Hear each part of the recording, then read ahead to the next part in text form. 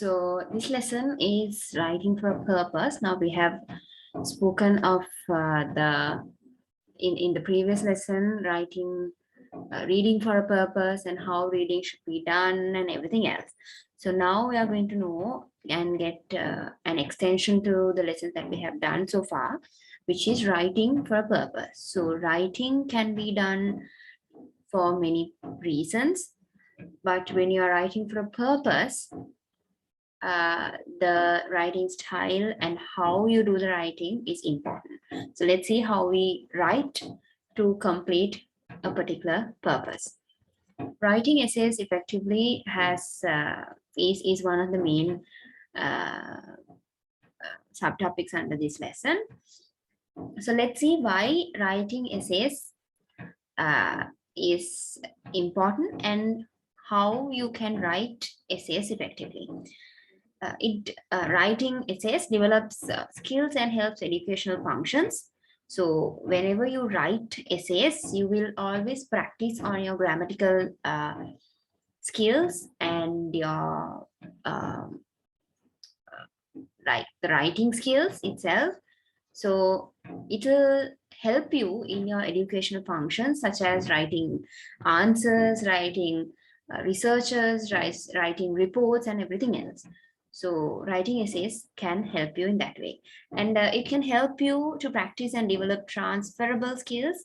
That is to transfer knowledge into a written text. Maybe what you are thinking or what something you are speaking can be transferred into a text. That can also be done by writing essays. Valuable not only in college, but also as an undergraduate, graduate, and as a professional. So writing essays is not something that you can do and finish in school. It's not something that it is limited to college, but it can be used in your undergraduate life, after graduating, like maybe as a postgraduate, and also as a professional. So it's not something that ends at a particular time of your life, but it's more of more of a continuous process. So there's no finishing line where you can say, okay, I'm done writing essays for my entire life. There's no such thing, right? So to write effectively, there are certain steps you should follow. So when you can write, anybody can write, but for a normal writing to be differentiated from effective writing, there are certain steps you have to follow, or certain a particular procedure that you should follow. So which will help you to end up in with an effective essay. Let's see what these steps are. So whenever you're writing an essay, you have to organize your essay or whatever the text you're writing. So you have to work on your timing, and there are certain steps that you should follow afterwards. So in working on timing, let's say you have 1 hour to write a particular text. From 1/4 of your time should be for pre-writing and organizing. So there's something that you should do before writing, which is pre-writing and organizing, right? And so there will be when 1/4 is gone, there is 3/4 remaining from your time. So out of that, like 1/2, or let's say if you have, let's say for an example, you have 1 hour allocated.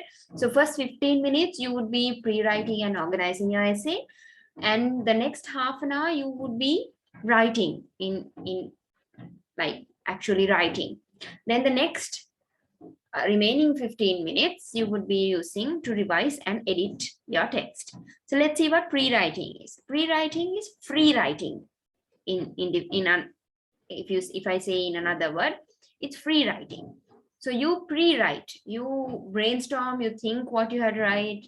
Let's say you're going to write about an essay about the socio-economic background of Sri Lanka. So before you start writing, you should just brainstorm like what is socio-economic background of a country? What is the socio-economic background of Sri Lanka?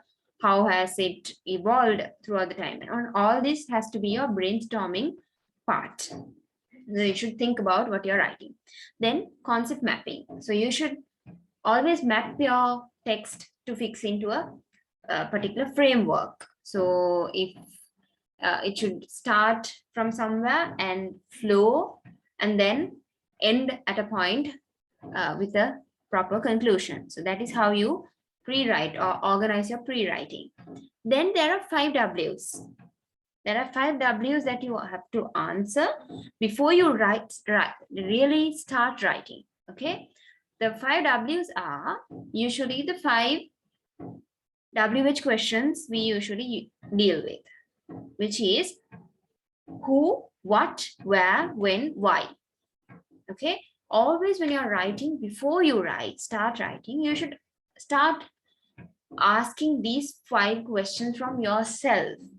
Who are you writing to? What are you writing? Where are you writing? When are you writing? And why are you writing this? So if you can answer all 5 of these questions, you would probably be covering up a lot of area about the topic you are going to speak of, right? Perfect. So then one more thing that helps you in writing good and effective essays is your reading skills. And it's always believed that whatever a person reads would influence their writing. So being a constant reader would always help you in organizing your texts. And sketch an outline. So that is the main part of the organization. After brainstorming, after reading, after concept mapping, and after answering your 5 W questions, you can sketch an outline for whatever you are going to write. That is how you can start writing, right? Clarity. Clarity is again something that you have to be conscious about in writing a text, because you are, when you say you're writing something, it means that you are putting into words some idea you have, and somebody else, some third party is going to read it without your presence, and that person is going to get into a conclusion and grasp an idea out of what you have written. You are not physically present at that person's position to explain to him in word what you actually meant. So it's in black letters. So you have put down your idea into black letters, and that person or whoever is reading it is going to grasp whatever is there in the black letters and nothing more.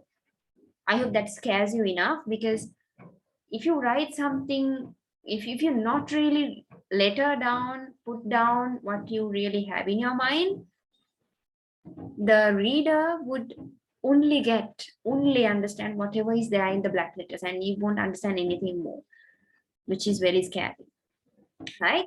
So clarity is very important when you are writing down things. So the goal is to convey information. So to convey information, you have to be non-ambiguous. You can't be ambiguous and convey information, because you have to be clear. So if you take the examples I have given, the ambiguous example is, I told her I'd give her a ring tomorrow. A ring tomorrow, like it could be a ring that you put to your hand, put to your finger, or a cellular ring or a call ring.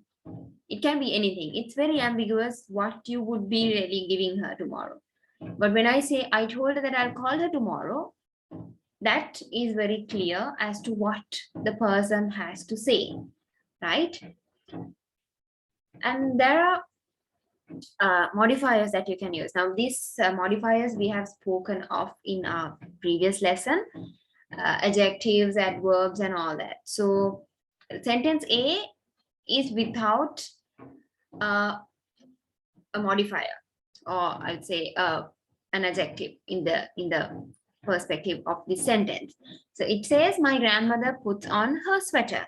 So if you are reading this in a storybook, you would just imagine some old lady putting on a sweater, right?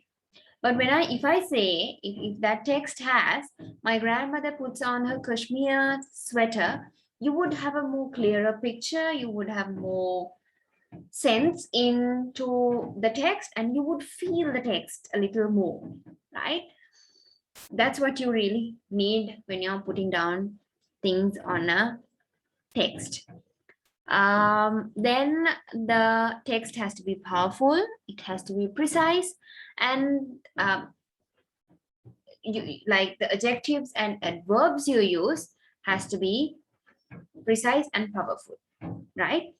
Then specific sentences has to be there. The sentences should not be vague. Like you can look at the vague example I have given. Janus needs to file his application soon. Soon can be tomorrow, soon can be today, soon can be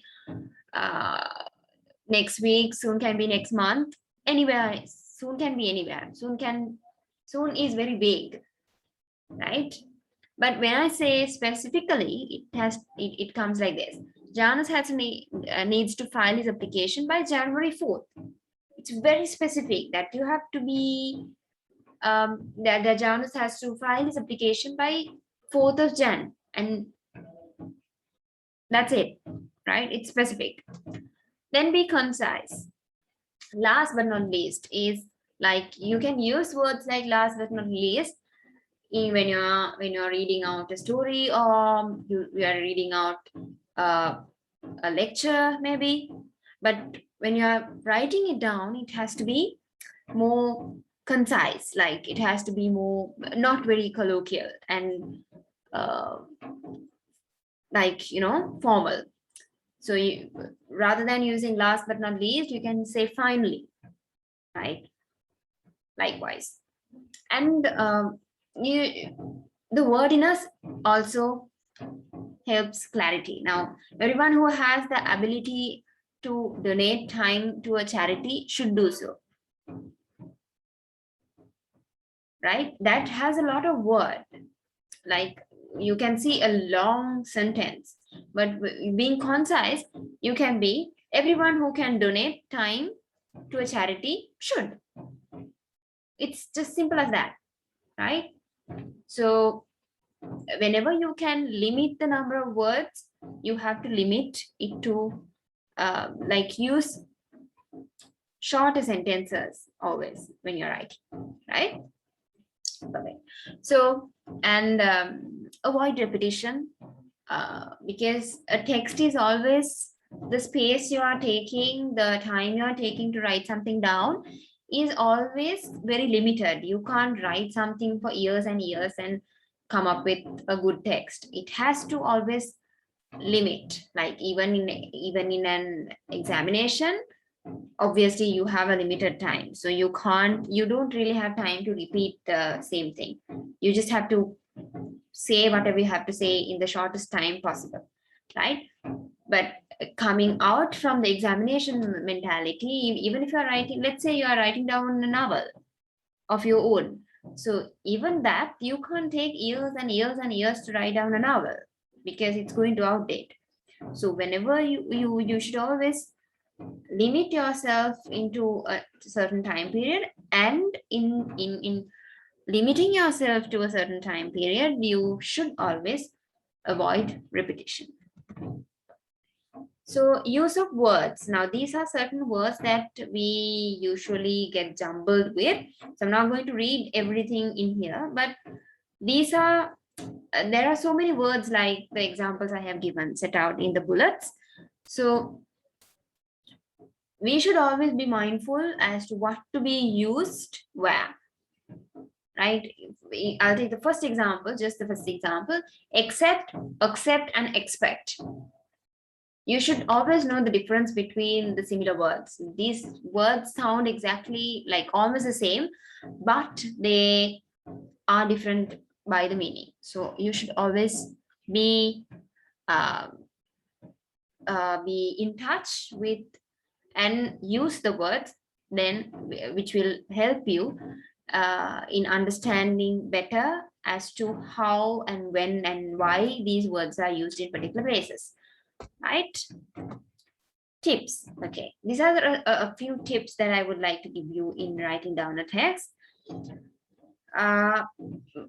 Irrespective of your gender, like you can be a gent, you can be a girl, a girl like a lady, but irrespective of that, you have to write without being gender biased. Like gender biased language is not very healthy, right?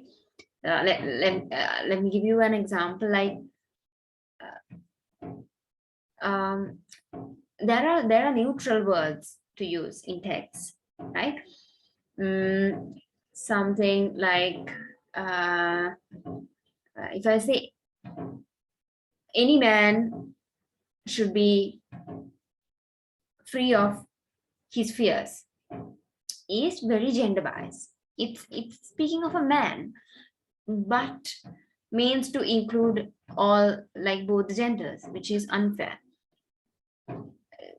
So with rather than saying any man has to be free from his fears, you can say any person has to be free from its fears. So it doesn't refer to any gender, but it gives the idea itself, right? Likewise, you should not be gender biased in writing proper and official texts. Then not racial, of course, like racially biased text is not going to help in the long run. Then avoid disability and victimization. Like you should avoid disability and victimization of people, different groups of people, and so on. No slang or overly informal language, which means no colloquial language to be used in formal text. You should be mindful of the spellings of the words you're using and use writing mechanics properly. Now, we have spoken of writing mechanics in our previous lesson. So you have to know your writing mechanics and use them properly. Right. Writing reports correctly. So report writing is different from other writing. So you should always know what you are going to write. And in writing reports, you have to decide the terms of reference. Here comes again the 5 W's. You have to ask yourself who you are writing to, what you are writing about, where you are writing, when you are writing, and why you are writing the report, right? If you can answer the 5 questions, you are probably writing one of the good reports. Then decide on the procedure. And a report is more or less a compilation of information. So you should first collect information, do background reading, collect material, do interviews, and record data. All these are a procedure and falls in a procedure. So decide on the procedure, how you are going to do this. Then find information, decide the structure and the structure you're going to put the data and information into. Then you can start doing a draft, then analyze findings and draw conclusions, make recommendations, draft executive summary and a table of contents, and then you revise, right? So this is usually the process of writing a report. A report is always different from other texts because reports are always to report something. So you're always looking at finding out something. A report is to find out something which is not on the surface at the moment of writing your report. So by the time you're done with your report, you have to have some findings, conclusions, and probably give some recommendations out of it. Preparing a questionnaire. So preparing a questionnaire is one main way of finding information and collecting data. So in preparing a questionnaire, there are certain things that you should be mindful of. Know your question types. So you should always decide your question type depending on the audience you are addressing. So if it's just the general public, you have to be very normal of your language.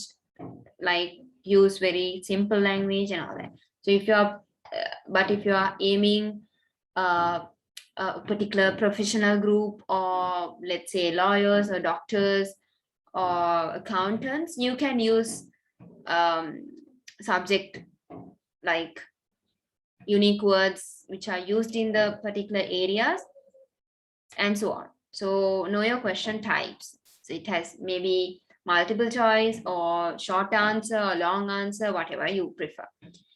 Keep it brief whenever possible, short and sweet. So the questions should be very brief as possible. And yeah, short and sweet. Simple, understandable. So yeah, the questions should be simple and understandable. It shouldn't be vague and ambiguous. It has to be simple and understandable, both language wise and the content wise. Choose a simple visual design. The questionnaire has to fit into a simple visual design, and use a clear research process. The research process has to be clear, straightforward questions and unbiased language. Like unbiased language is similar to what I spoke of earlier. The gender bias, the language has to be non-gender bias, and questions has to be straightforward. Then ensure every question is important, no repetition. So you can't just put random question from thin air. It just has to be, if it's 10 questions, the 10 question has to address 10 areas of your research or your questionnaire, right? There shouldn't be repetition. Ask one question at a time, like, do you think the socioeconomic background of Sri Lanka is on point as at today? Yes or no? Why? You can't ask the same question in the same, like two questions in the same one. If if you really have to ask why, then it has to be your next question. If yes, why? And so on, right? Then arrange questions logically. You can't put questions from here and there. It has to be logically ordered, right? Right. Moving on from questionnaires. So now here we are speaking of different texts that you would probably have to use in your undergraduate life, right? So we spoke of questionnaires, reports. All these are very, very possible to have crossed your undergraduate life, right? Then cover letters. Cover letters are also a very important part of writing letters and official texts, because by now some of you all might have already used cover letters, and some might use them very, very soon enough, because cover letters are, I hope you know what a cover letter is. A cover letter is a single page letter which you send along with your CV. So whenever you are writing to request for a CV, for an appointment, or maybe for a job, when you are applying for a job, you should always send your CV, and you should always remember that you don't send your CV just by itself. You have to cover it by a cover letter. That's why your cover letter comes into play. Now, you should always include a cover letter unless the job advertisement says otherwise. Unless otherwise, the job interview says don't send a cover letter, you always have to send your CV with a cover letter, right? The purpose of a cover letter is to introduce yourself, mention your job preference, showcase your skills and experience, encourage the reader to read your CV and to request for an interview. So all these has to be addressed in your cover letter. And a cover letter, now I know a CV is always like there, like you make a CV and you send the same CV to everyone, or when you are applying for jobs. I have been there, no offense. But when you do a cover letter, you can't send the same cover letter to everyone. The cover letter, even if you send the same CV to everyone, you have to make separate cover letters for separate job applications, because the cover letter should address to the person the person of that particular company, and it has to now, let's say I have 2 qualifications. Let's say for an example, I have qualifications in HR and in law. So if I'm applying for an HR job, now in the starting point, I would have to apply to all possible position. So whenever I am applying for an HR job, I should be highlighting my HR qualifications and HR experience in that cover letter. And at the same time, if you're applying to a law related job, that cover letter has to apply, address mainly to your law related qualifications and law related experience. So that is how, that is why cover letters has to differentiate from one to another, one company to another. You can't send the same cover letter to all your applications. So simply the cover letter has to match the job you're applying, and you should always research on the company and the person you're addressing before you write a cover letter. And always include your name and contact, proper details of the addressee, that is the person who is receiving the letter, and name the job you're applying for, list of your relevant skills, summary of why you fit into the vacancy, and request them to contact you, right? So these are the main parts that you have to include and look into when you are doing a cover letter. So you should avoid using typos and mistakes, avoid making typos and mistakes, because like the cover letter is the first document you are going to make your the company is going to see from your end, even before the CV. So your cover letter is going to fit the make the first impression of the company you're applying to. So just make sure that you don't do mistakes, grammatical mistakes and typological mistakes in your cover letter, and of course in your resume. Don't use I too much, and don't refer to other job applications. Like whenever writing to the company A, you shouldn't be mentioning about company B, and your letter to company B should not mention about your company A application. So keep things separate. The entire reason you have a cover letter is to keep things separately from one another, right? CV or the curriculum vitae. With a cover letter, you send a curriculum vitae or CV. This communicates your skills and experience relevant to the internship you are seeking. So I say internship because I am expecting you all to be in the internship level at this point, but don't be offended. It can either be a job. I'm just making it a little more clear to you.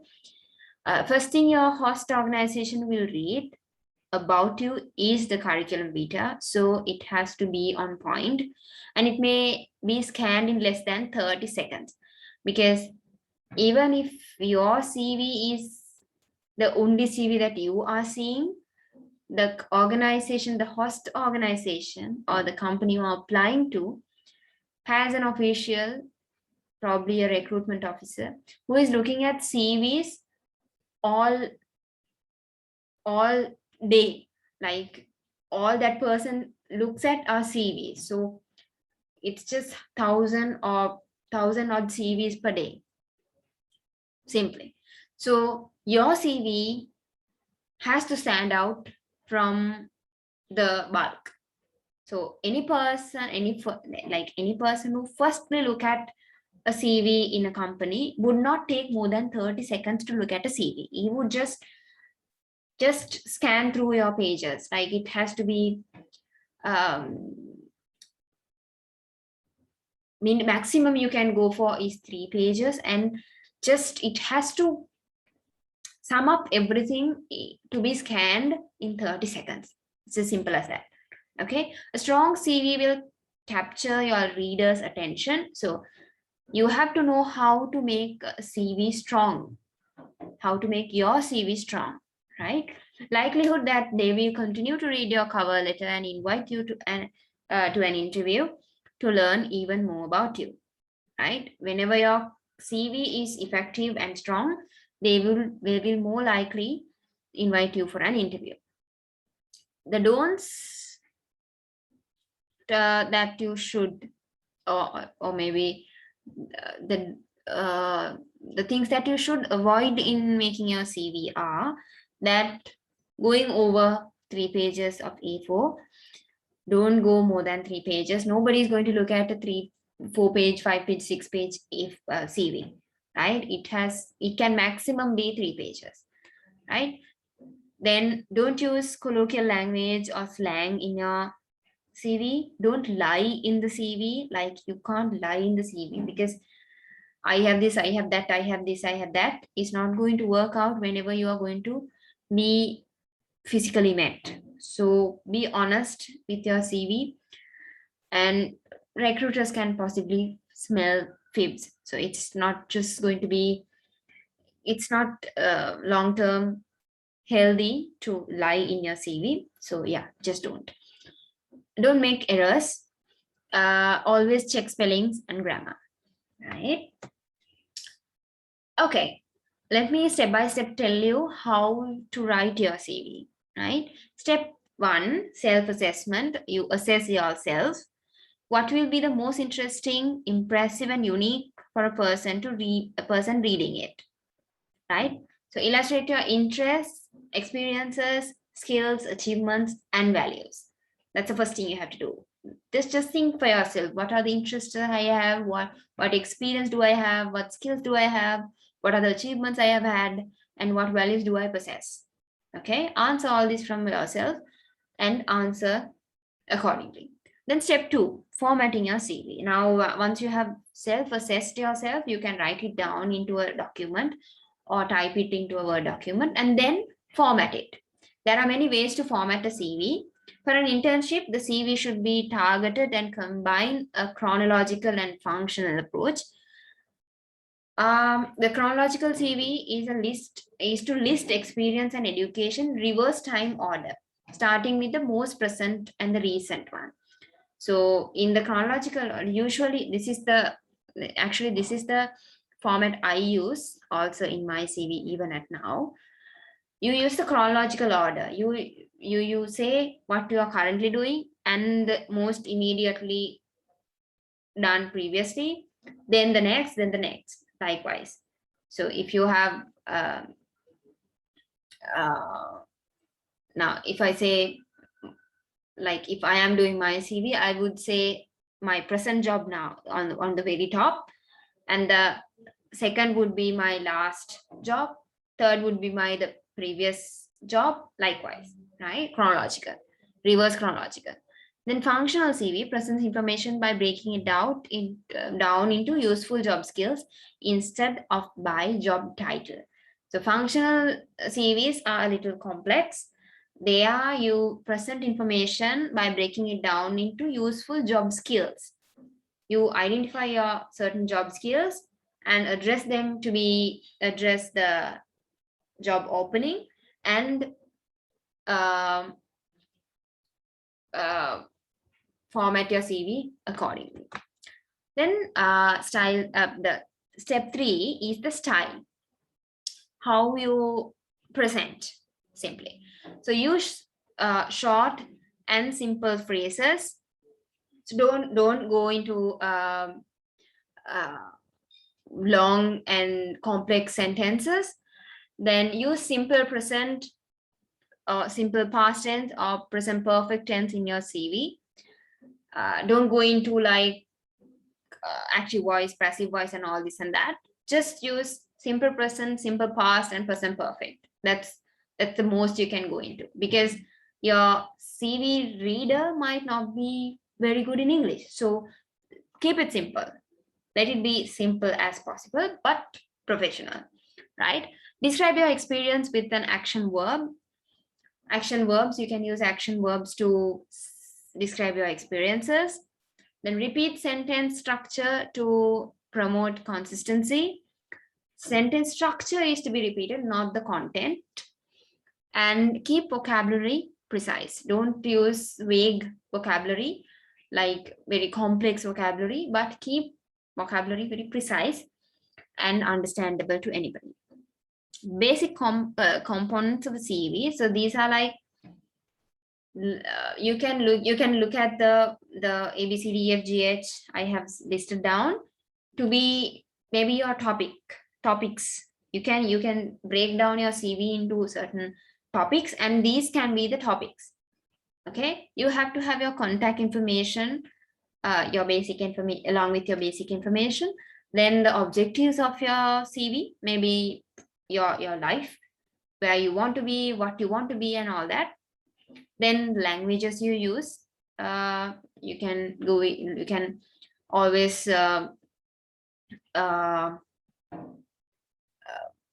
display your language skills. Then education, what educational qualifications you possess, if you are reading to something, if you are currently engaged in some educational qualification, you can do that and all that. Then professional qualification, if you have, yes, you can include.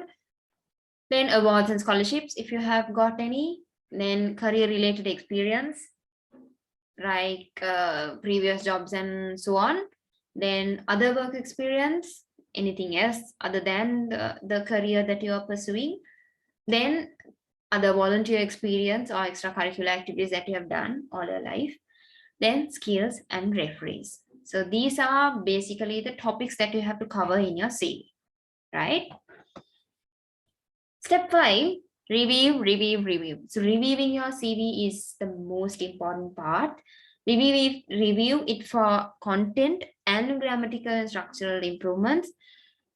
I assure you that no matter how many times you are going to review your CV, the next time you review it, you will still have something to change or to alter. So yeah, reviewing doesn't really end with CVs, right? And if you are not competent, and if you feel like if you are not competent enough to do your own reviewing, maybe you can just send it to a good friend or maybe a teacher of your a good friend of you, or somebody who teaches English, or a lecturer, a friendly lecturer who can like go through it for you, maybe. So get it reviewed from someone else. Consider having a peer review of your CV to ensure that you are using the appropriate language for your field. So probably you can now, since all of you are trying to get into software and computer related jobs, you can send it to a computer related friend who could just peer review your CV.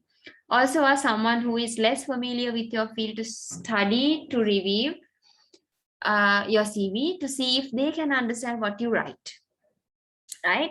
So peer reviewing can be two-way. You can send it to someone who is doing who has studied your same subject, as well as a person who has not studied your subject.